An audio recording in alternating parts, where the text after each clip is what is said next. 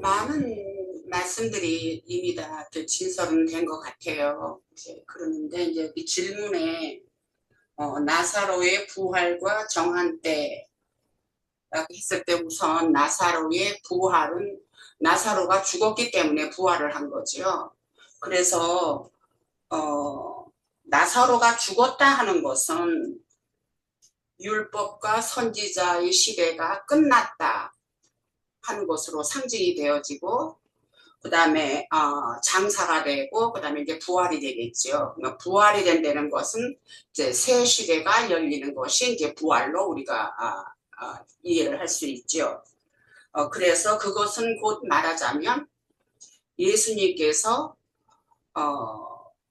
이제 나사로의 죽음과 부활이라는 것은 곧 예수님의 죽음과 장사와 부활을 상징하는 것이 되는 거기 때문에 나사로가 죽었다 하는 것은 한 시대가 끝나고 새 시대가 오는 것을 상징하는가 하면 그것을 예수님께서 실천을 하신 거지요.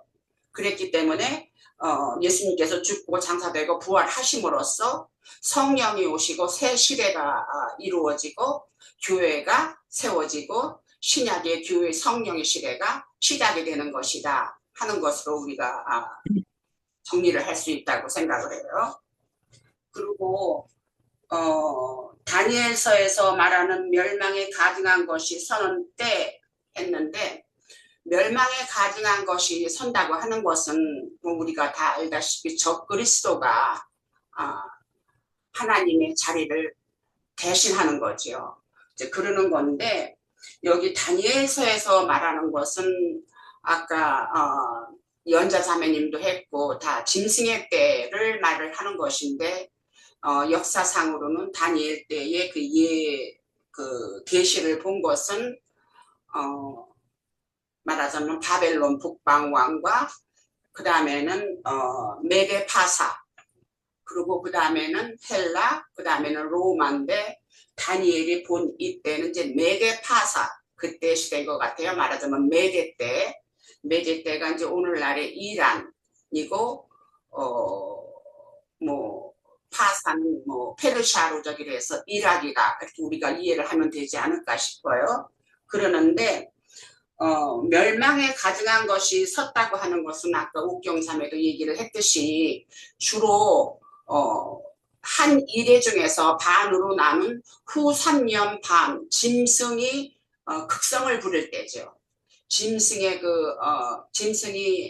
그의 그 능력을 최대한으로 발휘하는 때가 곧 멸망에 가증한 것이 서는 때인데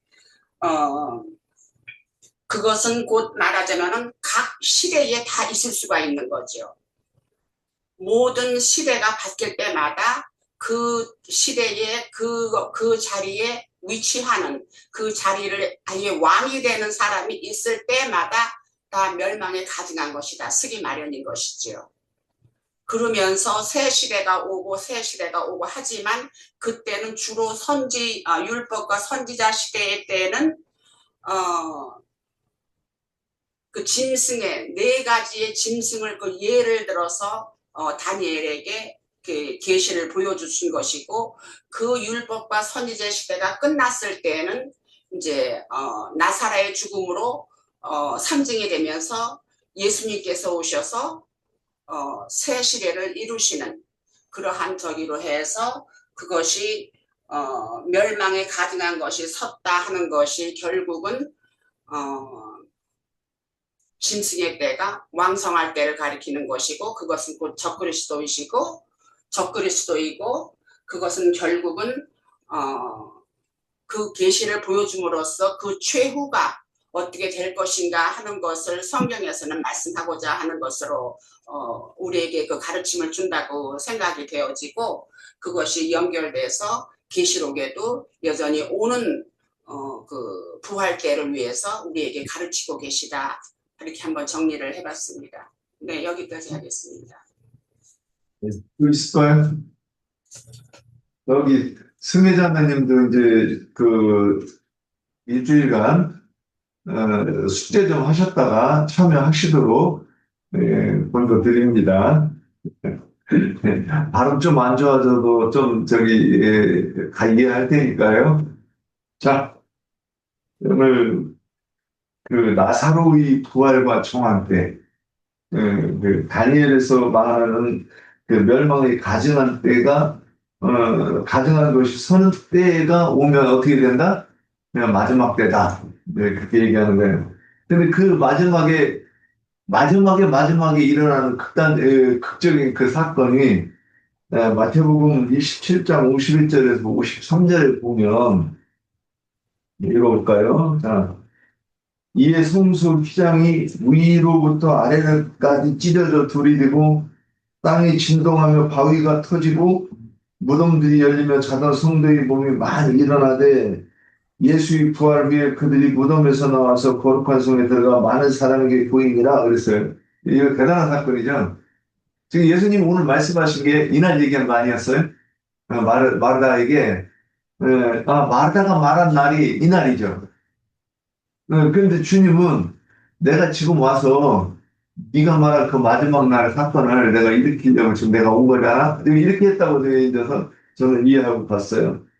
그래서 나사로의 부활은 주님의 부활을 대표하고 또 구약의 성도들이 부활할 때를 말하는 것이라고 이렇게 보는 것이 부분되지 않는가 싶었습니다. 자, 그런데 멸망이 가증한 것이 서는 것은 그럼 또 언제냐? 그런데 우리 지체들 다 이렇게 얘기를 해주셨지만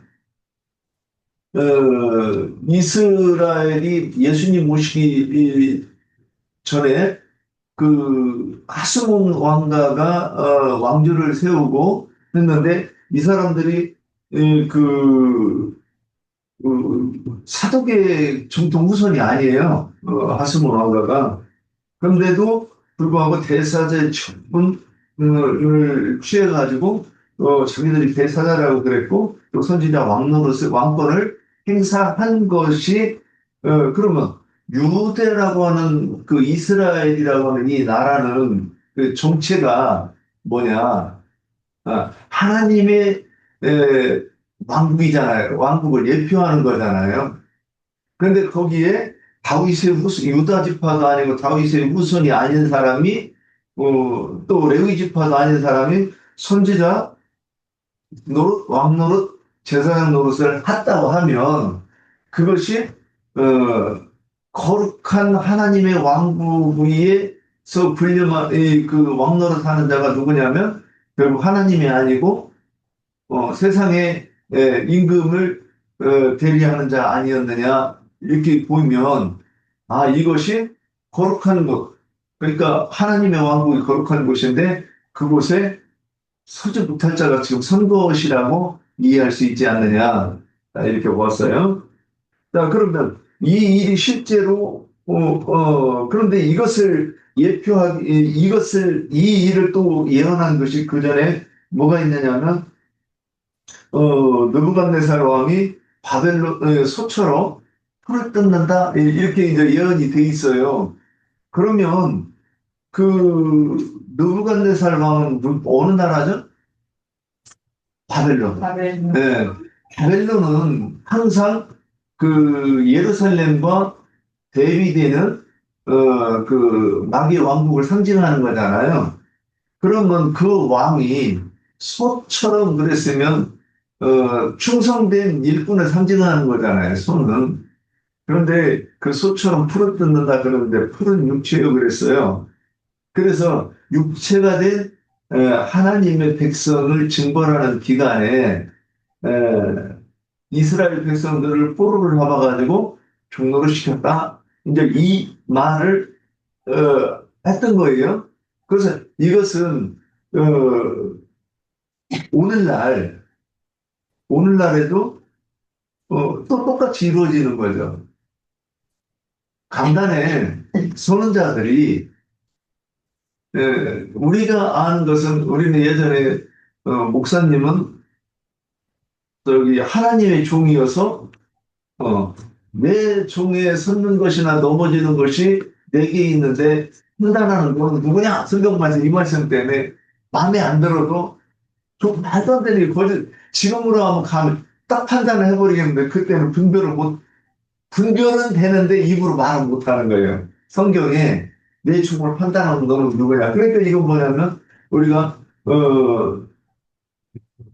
제도적으로 인간의 그 제도를 만들어 가지고 거기서 그 안수를 받고 장로가 되었다든가 목사가 되면 우리가 이제 감히 함부로 판단할 수 없는 거죠. 그 종에 선는 것이나 넘어지는 누구한테 있어요?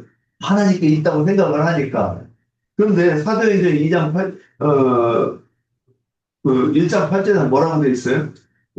성령이 너희에게 임하시면 너희가 권능을 받고 예루살렘과 온 유대와 사마리아 땅끝까지 이르러 내 증인이 되라 그랬어요. 근데 내 증인이 누구예요? 누구여야 되는 거예요? 우리는 성령을 받은 사람이어야 되는 거예요. 그러니까 신학교에서 안수를 받되 신학교에서 신학박사 학위를 받았던 간에 그가 성령을 받았느냐 받지 않았느냐가 하나님의 종이냐 아니냐가 판단이 되는 거지. 거기서 이 학위를 받고 점을 받는다고 해가지고 하나님이 그러면 하나님이 판단하지 말아야 되잖아요. 그런데 하나님의 심판은 어디서부터 임한다고요? 네, 장로부터 임합니다. 그러면 그 어떻게 말이 안 맞죠? 네. 그러니까 그러면 이런 말씀들을 읽어보았을 때 그러면 이제 지금 우리 지금 시대와 옛날에 같이 이렇게 얘기했는데 그러니까 성경에서는 때가 여러 군데 여러 가지가 나와요. 노아의 때 나오죠. 율법과 선지자 때가 나오고 또 이방인 때가 나오고 천년왕국 시대가 나오고 영세의 시대가 나와요. 그러면 이 모든 시대마다 끝이 있잖아요. 노아의 시대에는 노아의 8식구만 방주를 타고 구원받았죠. 그러면 그리고 또 율법과 선지자의 시대가 끝나고 나서는 아까 인용했던 마태복음에서 24장에서 바위가 터지면서 죽었던 자들이 일어나가지고 거룩한 성에 들어가 자기 몸을 보였다 그랬어요. 이것처럼 해석 안 됐죠. 이거 방금 들어봤는데 해석됐죠? 거룩한 성이라고 하는 곳이 어디냐? 아브라함의 후손들에게 준비된 그 하늘의 예루살렘을 상징하는 장자교회를 상징하는 그런 곳이죠. 그러면 우리가 이런 것들이 몰랐기 때문에 이게 뭔 소린가 그러고 지났는데 그게 마지막 때에 일어날 일들이라는 거고 이 일은 또 언제 또 일어나요? 이 교회 시대가 끝나면 이방인의 때가 끝나면 이 일이 또 일어난다는 거예요. 그래서 계시록에서는 뭐라고 되냐면 신부성이 있고 아내성이 있죠. 그래서 우리는 이 다음에 부활해서 아내성으로 내려오는 거죠. 신부성으로 내려오는 거죠. 그러면 그 신부성으로 내려왔다가 천년왕국이 끝나면 이제 아내성으로 돼서 그 하늘에서 내려온 예루살렘으로 이렇게 실현이 되는 거죠. 그러면 이렇게 되면 그래서 요한 그래서 이방인 시대가 끝날 때를 보여주는 사건이 계시록 11장에 보면 두 증인으로 이렇게 증거가 됐죠. 그래서 두 증인이 땅을 치고 그 모세가 일으켰던 그 사건들을 일으키죠. 그러면 그 사건들이 일으키면 사람들이 어떻게 돼요? 이를 갈며 고통을 받아요. 그래서 이 두 증인을 뭐 전쟁을 일으키고 죽여서 그들이 죽은 것을 너무나도 기뻐하고 축제를 일으키는데 그들이 부활을 해서 승천하였다 이렇게 되어 있습니다. 그러면 이 때가 지나가면 아까 얘기했던 대로 이방인의 시대가 이제 끝이 오는 거죠. 자, 그러면 우리가 마지막 때 그랬으면 이제는 우리가 이전에 마지막 때를 산정해놓고 학생무민에서 이 어리석은 그 육체가 된 그 하나님의 백성 그 교인들을 미혹해가지고 그래서 뭐 아까 뭐 박명호 얘기했는데 그 얼마 전에 뭐 저기 그 몇 년 몇 월 며칠 날 온다고 그래가지고 담임선교에 난리쳤었죠 이장님이. 그러니까 이런 모든 것들이 왜 그런 일들이 일어나느냐? 이 마지막 시대를 그 암흑으로 더 흑암이 덮인 이 마지막 시대를 예표하기 위해 그러는 거예요. 그러면 그 이후에 세상 끝이 오는 거죠. 자, 예,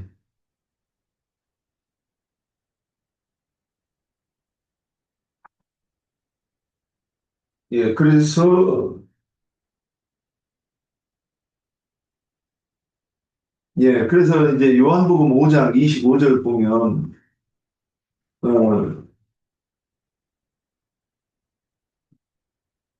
그 25절에 보면 진실로 진실로 너희에게 이르노니 죽은 자들이 하나님의 아들의 음성을 들을 때가 오나 곧 이때라 듣는 자는 살아나리라 그랬죠. 그래서 아들의 음성을 죽은 자 가운데서 아들의 음성을 들을 때가 있고 그 다음에 무덤에서 아들의 음성을 들을 때가 있죠. 그래서 이 아들의 음성을 두 번 듣는데 오늘 그 있었던 이야기는 그 나사로가 부활할 때 주님이 어떻게 했죠? 나사로야 나오너라고 부르시는 그 음성이 있었죠. 그래서 그 음성을 들을 때 나오는 거예요. 그, 이 말씀들을, 이루어지는 때가 마지막 때다. 이렇게 이제 정리해 볼 수 있지 않을까 싶습니다. 예, 여기까지 했고, 또, 뭐 더 하실 말씀 있으면, 하시고, 네, 더 붙으실 말씀 없으면, 어, 오늘 장로님이 본문 말씀 들으면서 또 마치죠. 아니,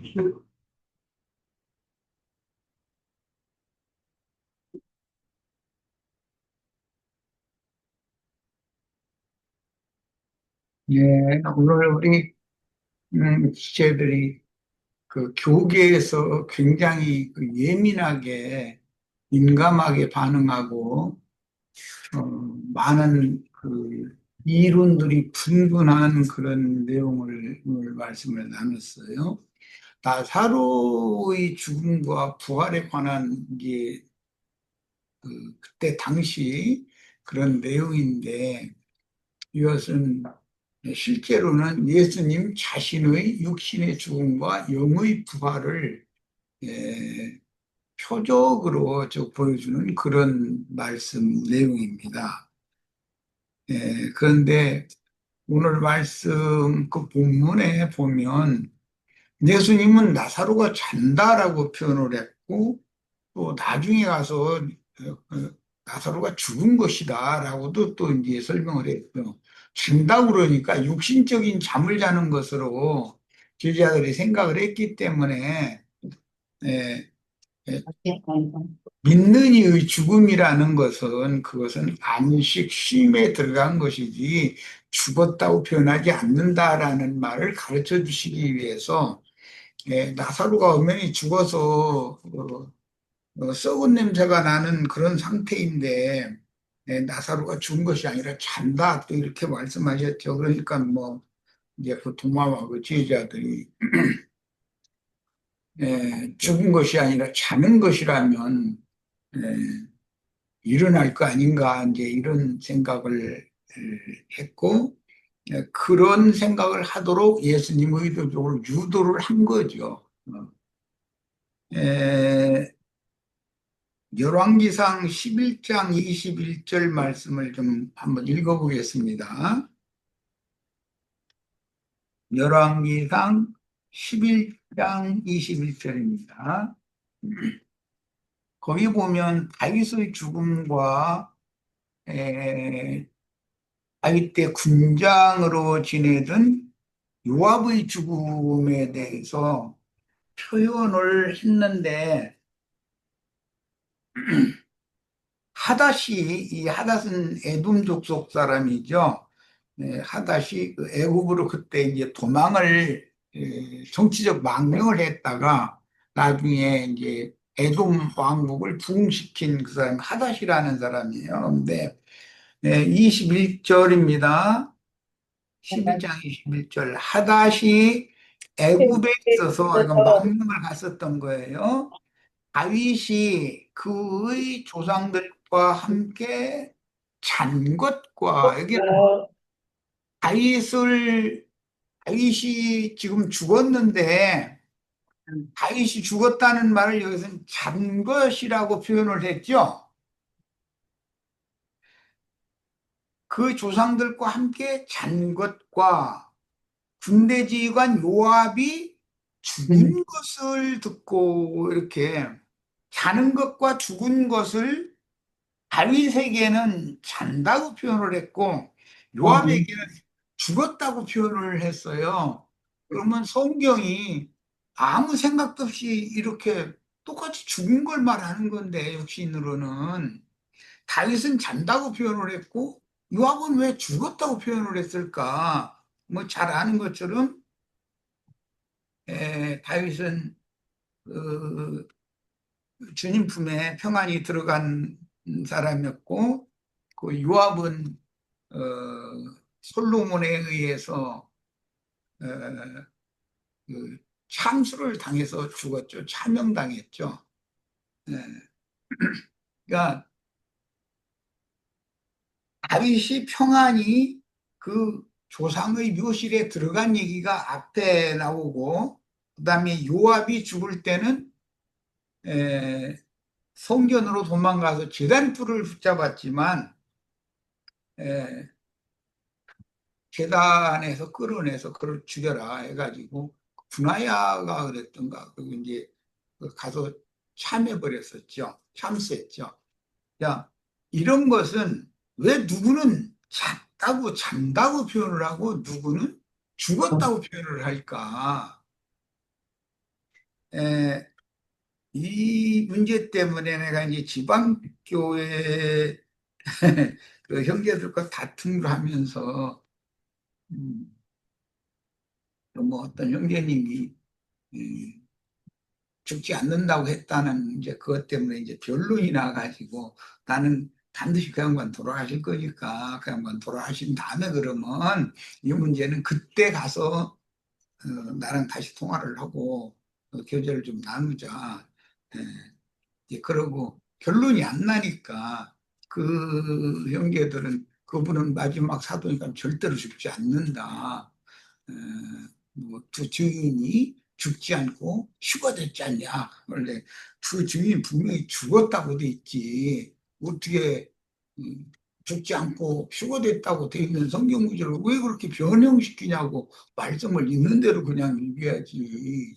사람의 뜻대로 그렇게 말씀을 바꾸느냐고 이제 이러다가 그들은 여럿이고 나는 혼자고 우리 예, 이것은 해결이 지금은 해결을 낼 수가 없다 논리적으로 자금은 우리 형제들은 그분이 마지막 사도고 나는 절대 죽지 않는다라고 표현을 그분이 했기 때문에 그렇게 여러분들은 육신으로 죽지 않는다고 믿지만 나는 그분이 죽지 않는다고 말한 것은 속 사람이 나는 이미 죽었다가 살아났으니 부활 생명이라는 게 또 죽을 수는 없다. 둘째 사망이라는 건 없다라는 표현을 그렇게 하신 것이라고 나는 그렇게 받아들인다. 그랬던 게 형제들은 육신으로 죽지 않는다라고 철석같이 믿고 있었기 때문에 그 변론이 계속 되어지다가 그러면 그 양반 반드시 돌아가실 거니까 그다음에 전화를 한번 해라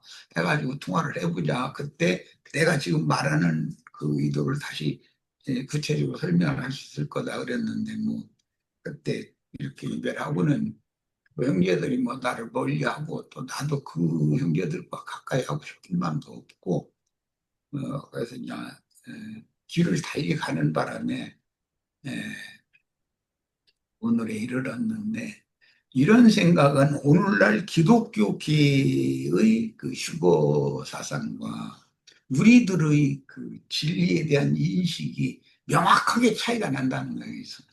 왜 누구 보고는 잔다고 그러고 누구 보고는 죽었다고 그랬을까? 성경이 아무 생각도 없이 그런 표현을 하는 건 아닐 거 아니냐.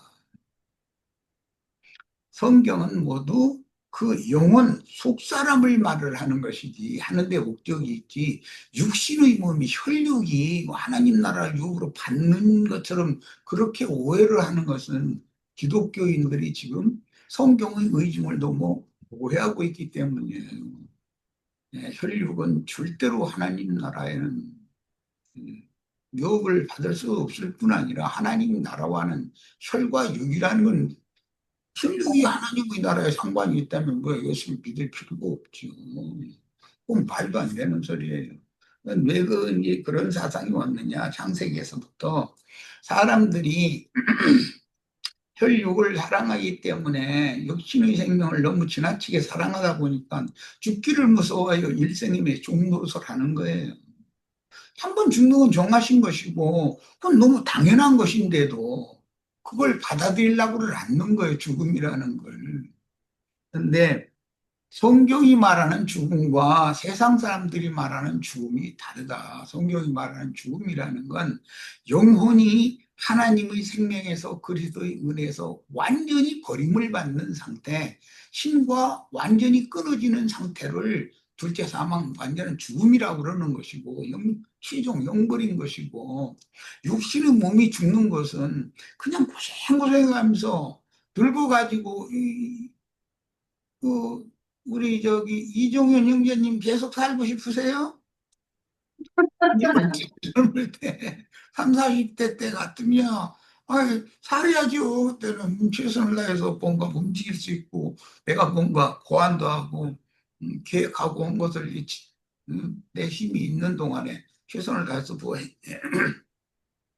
일도 해보고 어떤 걸 일으키기도 하고 그때는 자유선도 생기고 그때는 살아야죠. 그런데 이 나이가 돼가지고서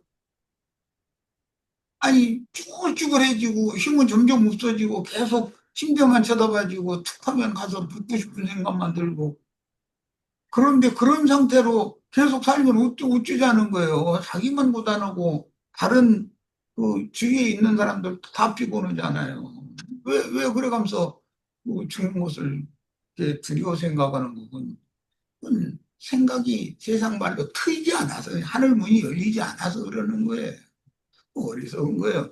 하나님이 정하신 연한 수한을 건강하게 살다가 안식에 들어가는 걸 추구를 해야죠. 당연히 그게 정상 믿는 사람들이 가르침을 정상적으로 받은 사람의 사고요, 바른 생각이에요. 어, 허락하신 수하는 건강하게 살다가 잠자는 것처럼 잠잔다는 건 잔다라는 말은 안식 쉼에 들어간다 이 말이에요.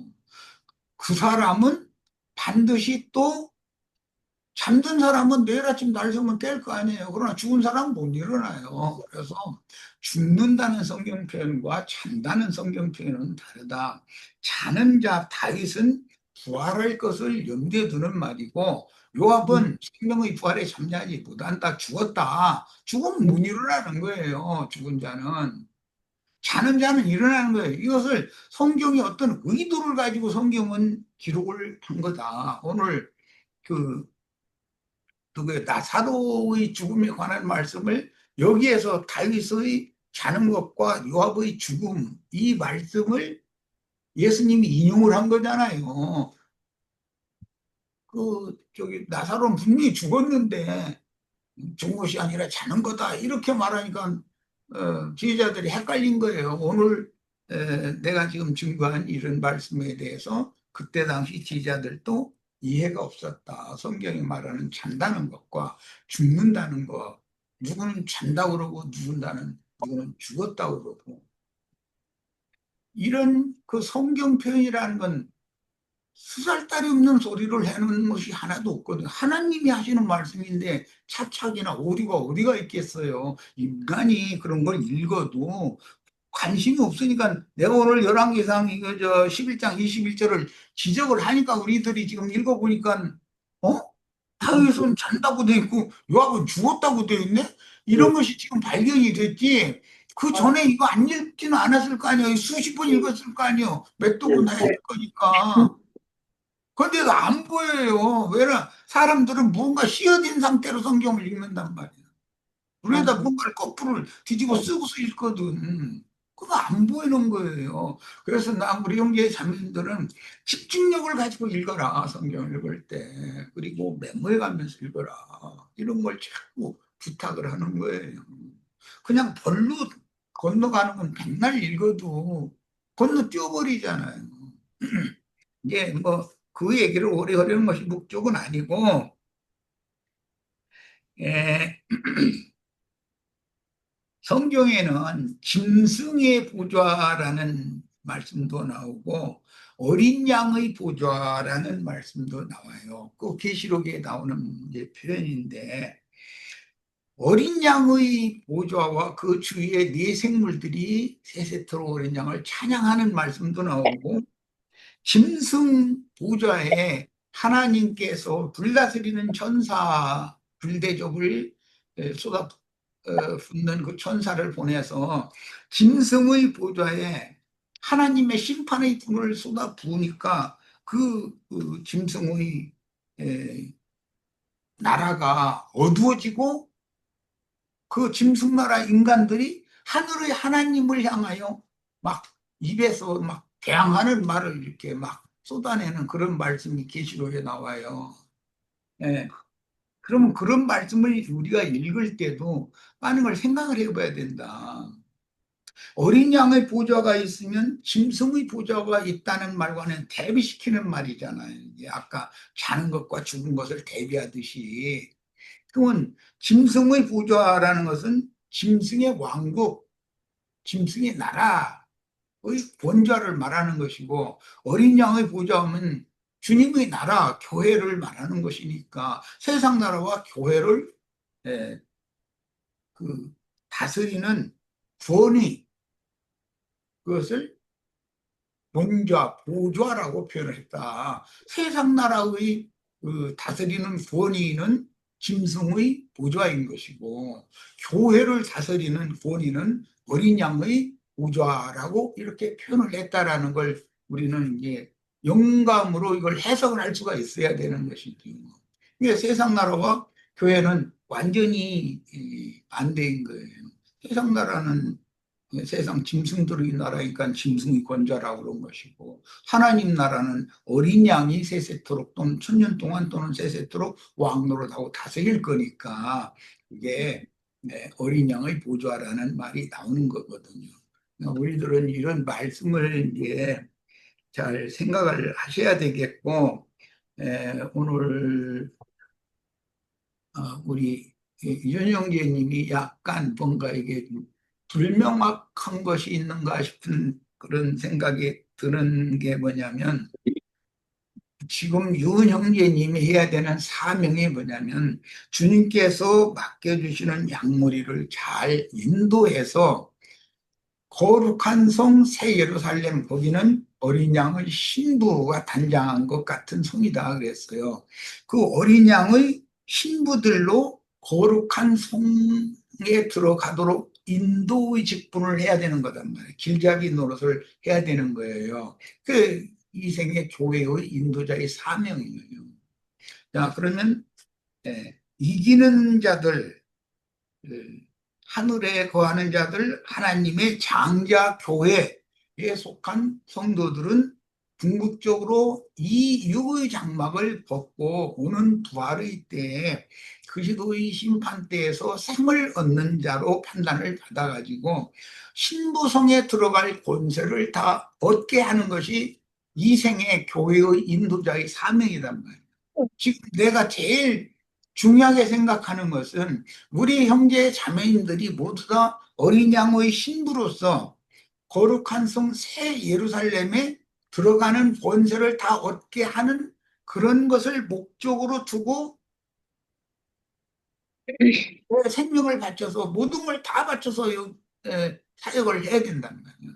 말씀도 한 번이라도 더 읽어야 되고 더 들어야 되고 더 집중해서 이게 모든 것을 하는 것은 아직은 그럴 만한 기억력과 명철과 총명이 아직 하나님이 이게 남겨주셨기 때문에 아직은 또 네가 일을 할 때다 이제 예, 그런 의도로 이해를 하니까 최선을 다해서 우리 형제 자매님들에게 이 진리의 세계에 대해서 어린 양의 신부가 되도록 형제 자매님들을 이기는 자로 거룩한 성에 들어갈 권세를 얻도록 가르쳐야 되는 것이거든요. 그게 나의 사명이에요.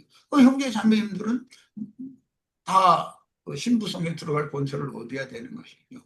자, 일단 신부성에 들어간 자들과 함께 이제 구름 타고 오신다고도 되어 있는데 실제 계시록에서는 거룩한 성 예루살렘이 오는 세상에 내려온다 이렇게 되어 있죠. 기독교계는 주님의 재림은 창공 하늘에서 뭐 예수님이 뭐 무슨 천사들 앞세워서 다 발부하면서 막 창공 하늘에서 내려올 거다. 이제 이렇게 지금 가르침받아 그렇게 믿고 있잖아요. 성경이 말하는 의도는 주님이 오시는데 지금 주는 그 영이 되셨어요. 살려주는 영, 진리의 영, 생명의 영이 되신 주님께서 온전케 된 의인의 영들, 그들을 구름 수레로 타고 내려오신다고 돼 있고, 거룩한 성 예루살렘에 들어갈 권세를 얻은 이기는 자들과 함께 그 신부의 성이 오는 새 세상에 내려온다고 돼 있어요. 이것이 주님의 재림이다 이거예요. 그런데 나처럼 이렇게 가르치면 기독교계는 나는 완전 이단자인 거예요. 무슨 하늘에서 무슨 성이 내려오느냐고. 그럼 성경 보라고. 성경 이렇게 돼 있지 않냐고 그러면. 이제 그 성이라는 것이 무슨 돌덩어리로 돼 있는 뭐 막 성, 이런 생각을 지금 하잖아요. 보배로운 산들, 보석돌이 되어진 형제 자매님들의 영들로 세워진 성이 내려오는 세상에 내려온다라는 그런 말이니까 이 말은 내가 그래서 사도행전 2장에서 4장을 유심히 읽어야 된다. 주님의 그 오순절 영이 임하는 것은 사실은 예수님이 온 것이 아니라 인자 예수의 부활에 참여한 구약의 모든 이기는 자들을 대동하고 그들과 함께 신약의 교회 시대, 새 시대에 주의 성령께서 온전케 된 그 의인의 영들과 함께 와서 교회에 장막을 쳐주러 오신 것을 말한 것이다. 교회는 하나님의 장막이다. 이런 설명을 할 때 우리 지체들이 이해가 있으셔야 돼요. 오는 세상에서는 우리도 주님과 함께 오는 세상 천년왕국의 그 새 땅 백성들이 그들을 보호하고 그들을 지켜야 될 거 아니에요. 그 대열에 우리도 참여를 해서 함께 와야 된다. 신부성이 내려올 때 우리도 함께 오려면 신부성에 먼저 들어갈 권세를 얻는 것이 필요하다. 그 얘기를 내가 계속 한 거예요. 예, 이런 하나님의 그 경륜적인 구속사의 경영, 우주적인 행정 이런 거에 대해서 좀 오늘 이 시간에 잘 뭐라고 폭넓게 깊이 있게 생각을 좀 해보는 그리고 그걸 믿음으로 나의 믿음으로 이것을 확고하게 붙잡는 그런 축복 시간이 되기를 바랍니다. 네. 네. 사람의 본질은 영인데 영이 살아난 사람이 육신의 생명이 죽으면 죽었다고 표현할 수가 없겠네요. 그죠? 그러니까 이제 그래서 다르게 표현하니까 잔다 이렇게 표현했다고 우리가 이해할 수 있을 것 같습니다. 네. 일단 영이 거듭났으면 그 네. 영혼은 둘째 사망에는 절대 들어가지 않는 거예요. 쉼에 들어가는 것이지. 이 생이 네. 우리가 육신의 몸을 입고 살아있는 동안 육신이 어디가 아프고 병나고 고통스러운 일들이 있고 그럼 사실은 영혼이 고통을 받는 것이지 몸이 고통받는 것이 뭐 그렇게 많아. 몸이 고통받으면 나 병원에 가서 뭐 이렇게 막 참자 이저 요새는 뭐 전기줄로 지져가지고 잘라내서 또 막 이게 나중에 보여줘 이거 잘라낸 거라고 그래가면서 이게 담덩어리라고 그렇게 해결되는 거예요. 그러나 실제 어떤 자식이 막 속을 썩인다 뭐 제일 힘든 게 경우를 말하는 거고 우리 유영재는 그런 것을 경험 안 해도 되니까 얼마나 행복해. 무자식 쌍팔자라는 말인데 뭐 자식이 세상사 만사가 다 힘들어도 자식이 속 썩이는 거, 이것은 사람이 감당이 안 되는 것이거든, 그거는. 그걸 어떻게 감당을 하겠어요? 그런 것이 몸이 아픈 것하고는 비교가 안 돼요. 어디 좀 찢어졌다가 꿰매가지고 이렇게 수술해서 치료받는 게 낫지, 자식이 속 썩여가지고 막 가슴이 멍들고 가슴이 막 상처가 너덜너덜하고 이렇게 되는 거하고는 비교도 안 되잖아요.